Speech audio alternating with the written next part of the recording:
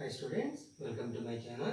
In this video, let us learn addition of vectors. How to add two vectors.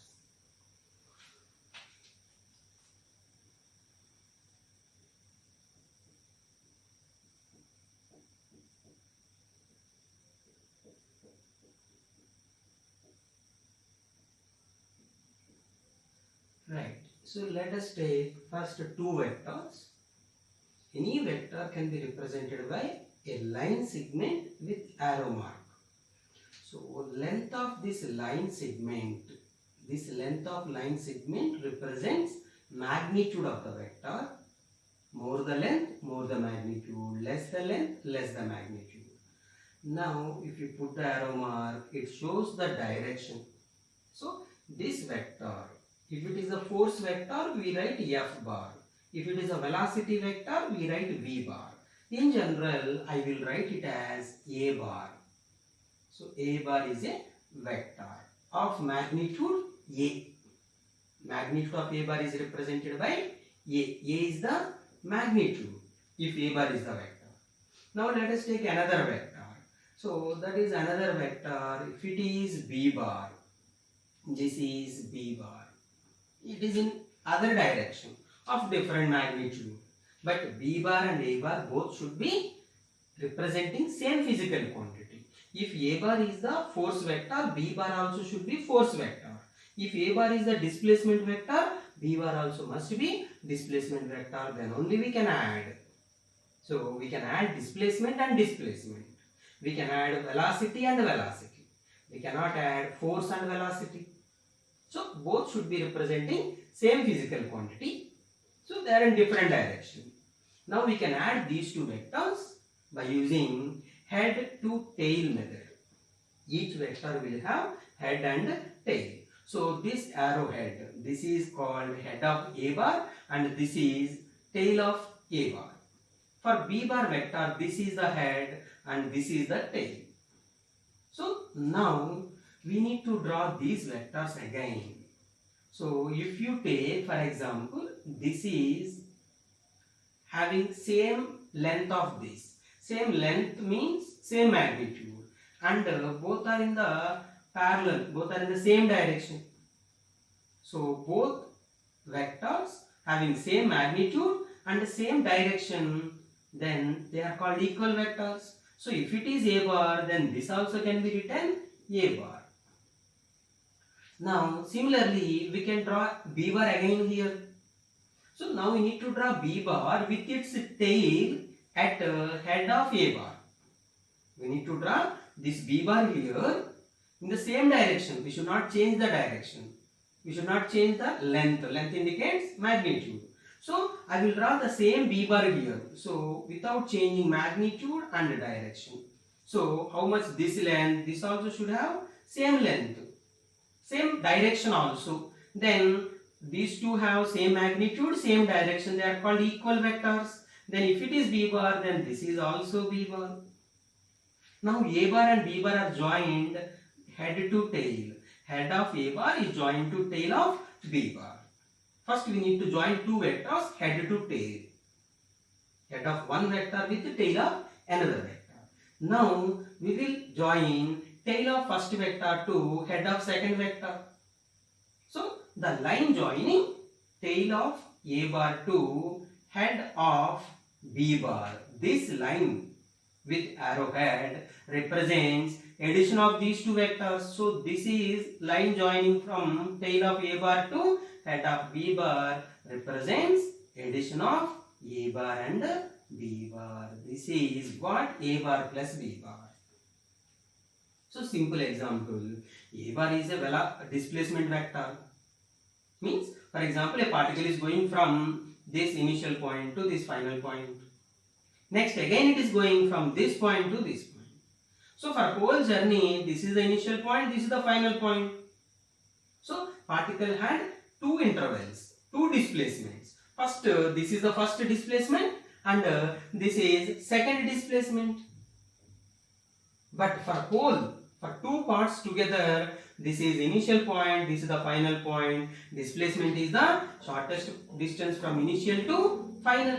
So we will draw a straight line. This is the resultant displacement. Same way, here whenever we are adding two vectors, we need to join them head to tail. Then the line joining from tail of first vector to head of second vector will give this vector is nothing but addition of these two vectors.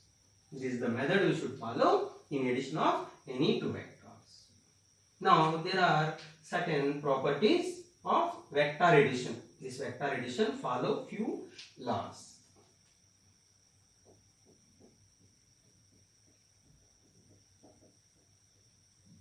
Properties of vector addition. So first one,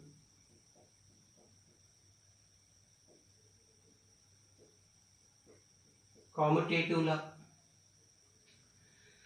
So if you take two vectors, add a bar and b bar. Otherwise, first you take b bar, add b bar and a bar. A bar plus b bar plus a bar. We are changing the order of addition.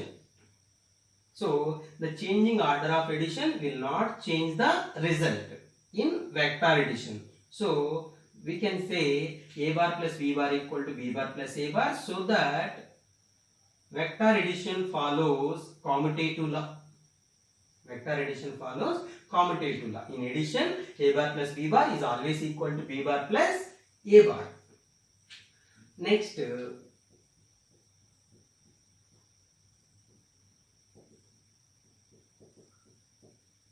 associative law.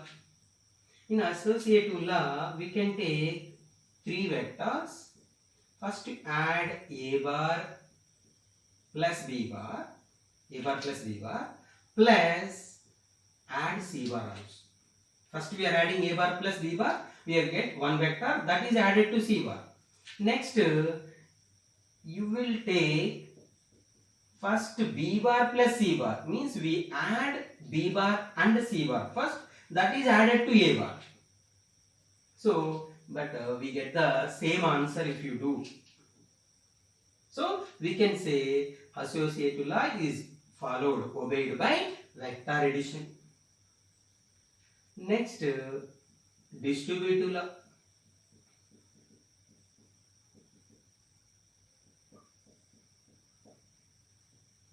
So distributive law is nothing but when you multiply with a scalar, k is the scalar here, multiplying a bar plus b bar, then you can do a bar you multiply with k, b bar you multiply with k, then add. So we get the same answer. That means vector addition obeys distributive law also. Next, triangle of vectors. In addition of vectors, we have seen if two vectors are taken, this is a bar and this is b bar. So a bar and b bar, two vectors are joined here, head to tail. Head of a bar is joined to tail of b bar. Then the line joining from tail of a bar to head of b bar gives addition of two vectors. If it is a bar and b bar, the tail of a bar is joined with head of b bar. This vector is nothing but addition of these two vectors. This is a bar plus b bar. But I will write it as c bar. It is a third vector, c bar. But it is nothing but a bar plus b bar. So you can write c bar equal to a bar plus b bar. So now in the same thing is given as triangle of vector addition. So in this triangle, triangle is formed with three vectors, a bar and b bar. In a triangle you see, we can go clockwise, anti-clockwise or clockwise. So if you go in anti-clockwise, a bar and b bar both are in anti-clockwise. You see, their direction of a bar and b bar is in anti-clockwise in this triangle. But direction of the c bar is in anti-clockwise. It is in clockwise direction. C bar is in clockwise. A bar and B bar in anti-clockwise. So now we can understand in a triangle, if two vectors are in the same order, the third vector which is in opposite order represent addition of these two vectors in a triangle. So I will show another triangle. So this is the one triangle. So in this triangle, I will take two vectors in the same order. So this is P bar, this is Q bar. Now this one, so you see P bar and Q bar both are in clockwise order. Now third vector I will take anti-clockwise. So this is what I will write R bar. So P bar and Q bar are in the same order. Then third vector which is in opposite order will represent addition of these two vectors P bar plus Q bar. So triangle of vector addition states that if two vectors are represented by two adjacent sides of a triangle, then third side taken in opposite order represents addition of given two vectors. If two vectors are represented by two adjacent sides of a triangle both in the same order, then third vector which is in opposite order represents the addition of two vectors. Right? Now let us just modify the triangle. So similar triangle, I will take this is A bar and this is B bar.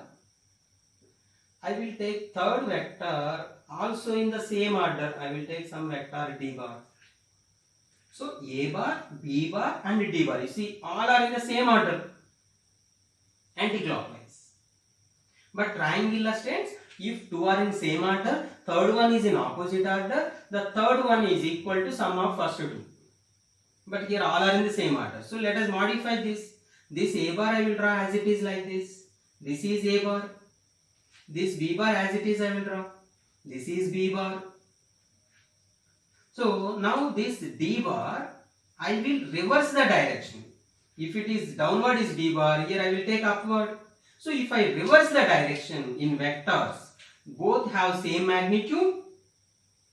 These two have same magnitude, same length, opposite direction.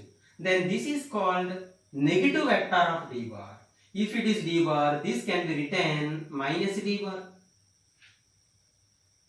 So now what we understand from triangle, A bar and B bar are in the same order. Minus D bar is in opposite order.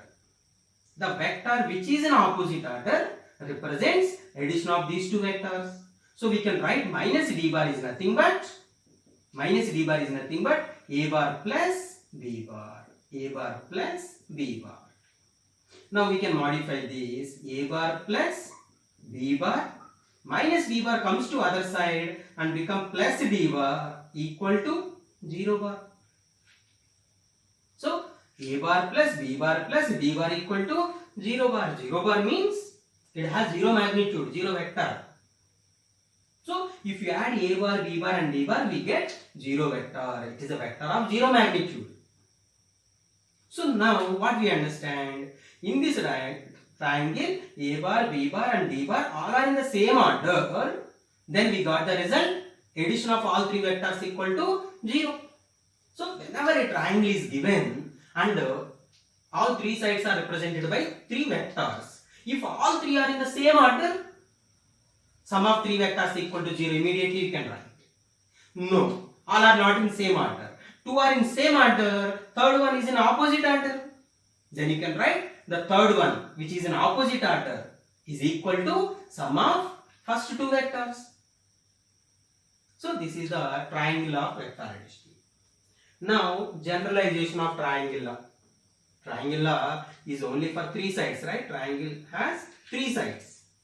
But more than three sides, then it is called polygon. So now let us see polygon law of vector addition.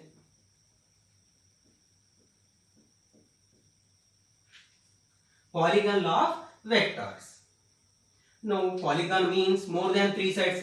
We can draw any number of sides. So I will take some example. This is A bar, 2, 3, 4, 5. So it is a simply pentagon. So all 5 sides of the pentagon are represented by 5 vectors. 5 vectors are representing 5 sides of the pentagon.